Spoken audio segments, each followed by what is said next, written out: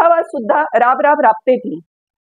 आपल्या कुटुंबाला आधार देणारी, आपल्या कुटुंबासाठी सर्वस्व अर्पण करणारी, कुटुंबाच्या प्रत्येक मदतीला धावून येणारी.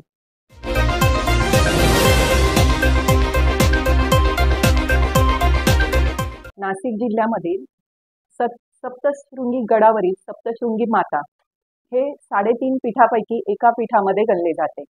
अशा सप्तशृंगी मातेची आपल्या सर्वांवरच कृपादृष्टी आहे आणि मला जे नवदुर्गा म्हणून संबोधित केले आहे या सन्मानाचा मी मातेला अभिवादन करून स्वीकार करते आणि झी न्यूजच्या सर्व टीमला आणि गणेश शेवरे सर यांना विशेष आभार मानते. नमस्कार, मी डॉक्टर प्रीती बुक, धन्वंतरी हॉस्पिटल येथे कार्यरत आहे. धन्वंतरी हॉस्पिटलची एक डायरेक्टर म्हणून मी तिथे काम करत आहे. या जीवनाची सुरुवात होताना आपला एक जीवन प्रवास असतो. माझे शिक्षण अतिशय खेडेगावातून सोनई शनी शिंगणापूर जवळ स्थित इथून झाले. माझे वडील आदरणीय वैकुंठवासी डॉक्टर केदारनाथ चांडक हे 1972 साली MBBS होऊन त्यांनी गावामध्ये सेवा देण्याचा प्रकल्प केला आणि त्यांनी गावामध्ये सेवा देत असल्यामुळे आमचे शिक्षण सुद्धा त्या गावातूनच झाले. श्री शनीश्वर माध्यमिक व उच्च माध्यमिक विद्यालयामध्ये माझे शिक्षण झाले. सर्व बहीण भावांमध्ये मी सर्वात मोठी आणि हुशार असल्याने माझ्या वडिलांनी निर्णय घेतला की पुढील शिक्षणासाठी मला हिला बाहेर पाठवायचे. पण 30 वर्षापूर्वी मुलींना बाहेर शिक्षणासाठी पाठवणे ही एक कसोटीच होती. पण तरीही सर्व स्ट्रगल करून वडिलांनी सर्वांची परमिशन घेऊन मला विद्येचे माहेरघर पुणे येथे शिक्षणासाठी पाठवले. तिथे BMS चे शिक्षण घेत असताना मी द्वितीय वर्षाला प्रथम आले. परंतु पुढे 4ही भावंड असल्या कारणाने माझे शेवटच्या वर्षामध्ये असताना लग्न करण्याचा निर्णय घेतला. 1998 साली मी लग्न होऊन पिंपळगाव बसवंत येथे बुब घराण्याची सून म्हणून आले. परंतु माझी इंटर्नशिप बाकी होती. नाशिक येथून अपडाऊन करून मी माझी इंटर्नशिप पूर्ण केली. पण इंटर्नशिप करत असतानाच मला वडील आणि माझे पती डॉक्टर महेश बुब यांचा प्रॅक्टिसमध्ये फार उपयोग झाला. त्यांच्याकडून मी अनेक गोष्टी शिकले. 2000 साली माझे शिक्षण डिग्री पूर्ण झाली. मला पुढे MD करायचे होते, पण आरोग्याच्या काही समस्यामुळे मी ते पूर्ण करू शकले नाही. पण तरीही मी प्रॅक्टिसला सुरुवात केली. धन्वंतरी हॉस्पिटलमध्ये डॉक्टर म्हणून कार्यरत झाले. तसे धन्वंतरीचे रोपटे हे डॉक्टर महेश बुब यांनी 1997 सालीच लावले होते आणि ह्या रोपट्याला वृक्षापर्यंत नेण्यासाठी त्यांनी माझी निवड केली होती. आता ह्या रोपट्याला वृक्षापर्यंत नेण्याचे काम हे आमच्या दोघांचे होते. 8 बेडच्या हॉस्पिटलला 40 बेडपर्यंत आणताना आमच्या ह्या 15 ते 20 वर्षाच्या प्रवासामध्ये आम्हाला अनेक समस्यांना तोंड द्यावे लागले. अनेक गोड आणि कटू आठवणी यामध्ये आम्हाला आल्या. गोड आठवणी, गोड प्रसंगांनी आम्हाला साथ दिली आणि आम्हाला अनेक आशीर्वाद दिले. पण कडू प्रसंगांनी सुद्धा आम्हाला बरेचसे काही धडे दिले. ह्या धड्यामधून आम्ही अनेक प्रेरणा घेतल्या. आम्ही जेव्हा प्रॅक्टिस सुरू केली तेव्हा पिंपळगावामध्ये बऱ्याचशा सुविधा नव्हत्या.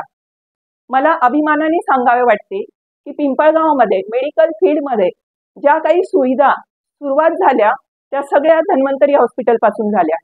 मग ते सोनोग्राफी सेंटर असेल, ऑपरेशन थिएटर असेल, ब्लड स्टोरेज सेंटर असेल, डायलिसिस युनिट असेल, महात्मा फुले योजना असेल किंवा इतर मेडिक्लेम पॉलिसीज असतील. या सगळ्यांची सुरुवात धन्वंतरी हॉस्पिटलने सुरू केली आणि पिंपळगावामध्ये सगळ्यांच्या सोयी उपलब्ध होती असा प्रयत्न चालू ठेवला.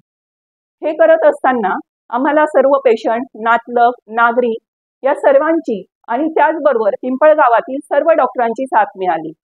अशीच साथ जर पुढे मिळत राहिली, असेच आशीर्वाद जर राहिले तर इथे ज्या काही त्रुटी आहेत त्या सुद्धा पूर्ण करण्याचा आमचा मानस आहे.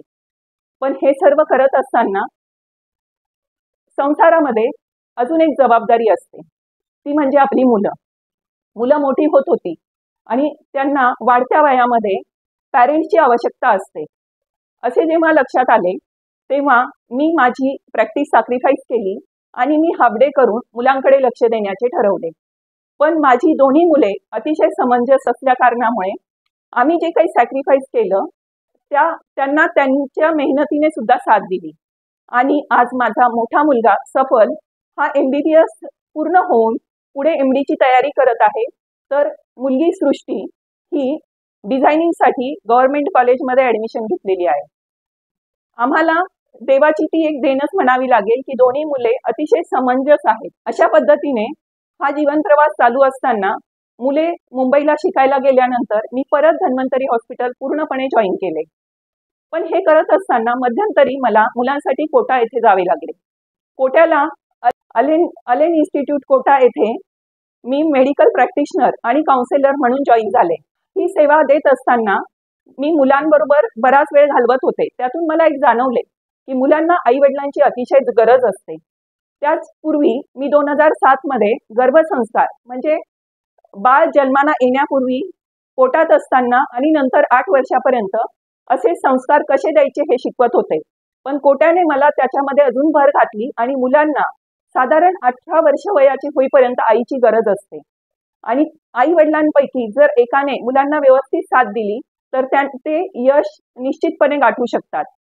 हे शिकवण मला दिल्यामुळे मी माझा हा प्रवास पुढे चालू ठेवला आणि आयडियल पॅरेंटिंग ह्या नावाने माझं इंस्टाग्राम आणि फेसबुक अकाउंट उघडलं आणि आज मला सांगायला अभिमान वाटतो की आजच माझं ह्या संस्काराशी रिलेटेड संस्कार सुद्धा चॅनल सुद्धा सुरू होत आहे. तर आपण सर्वजण याला सुद्धा आशीर्वाद द्याल आणि पुढील वाटचालीस शुभेच्छा द्याल. मी सर्व महिला वर्गांना एक सांगू इच्छिते की आपले करिअर हे जेवढे इम्पॉर्टंट आहे तेवढे आपले आरोग्य सुद्धा इम्पॉर्टंट आहे. कारण एक स्त्री काय करते, उत्सवात सुद्धा राबते ती आपल्या कुटुंबाला आधार देणारी, आपल्या कुटुंबासाठी सर्वस्व अर्पण करणारी, कुटुंबाच्या प्रत्येक मदतीला धावून येणारी, सर्वांसाठी वेळ देणारी पण स्वतःसाठी वेळ न देणारी, अशी जे व्यक्तिमत्व असते ते स्त्री.